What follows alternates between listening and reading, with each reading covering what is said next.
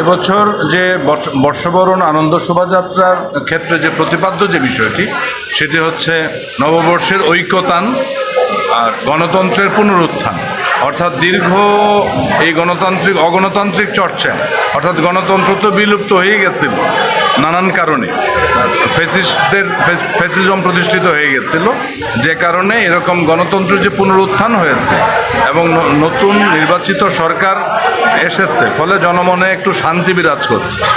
সেই শান্তিটা বার্তা বিভিন্ন আমাদের যে সমস্ত লোকজ অবজেক্টগুলো করি, যেমন শান্তির পায়রা কিংবা যে সকালবেলা মোরগ ডাকছে, মানে লোকজ ফর্মে লোকজ আদলে, মানে ভোরের যে সূর্য এবং নতুন সূর্যকে সরকারও যেরকম নতুন, আমি মনে করি দেশেও একটা গণতন্ত্র নতুনভাবে প্রতিষ্ঠিত হয়েছে এবং দেশ এগিয়ে যাবে।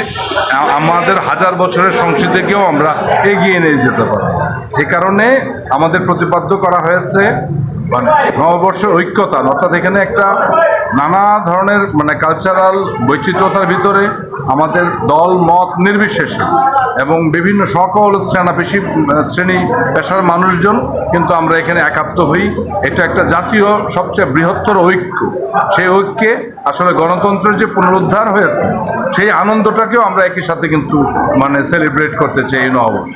এখন একটা সুষ্ঠু নির্বাচনের মাধ্যমে একটা সুষ্ঠু সরকার কিন্তু আমাদের এই দেশে দীর্ঘদিন অপেক্ষার পর কিন্তু প্রতিষ্ঠিত হয়েছে। অর্থাৎ জনগণের যে মনের মধ্যে যে একটা আশা আকাঙ্ক্ষা ছিল, সেই জায়গাটায় কিন্তু আমাদের মধ্যে একটা আনন্দ এবং স্বাধীনভাবে কথা বলার একটা ক্ষেত্র তৈরি হয়েছে। ফলে ওই মানে প্রত্যাশার জায়গা থেকে আমি আশা করি যে এটা দল মত নির্বিশেষে বিভিন্ন শ্রেণী পেশারজন মানুষজন প্রতিবার যেরকম এই মানে শোভাযাত্রায় অংশ নেন, এবার আরও বেশি করে অংশগ্রহণ করবেন। কারণ একটা নির্বাচিত সরকারের মধ্যে আমরা আছি এবং আমরা একটা গণতান্ত্রিক একটা রাষ্ট্রে বসবাস করছি, যে গণতন্ত্র অতীতে হারিয়ে গিয়েছে।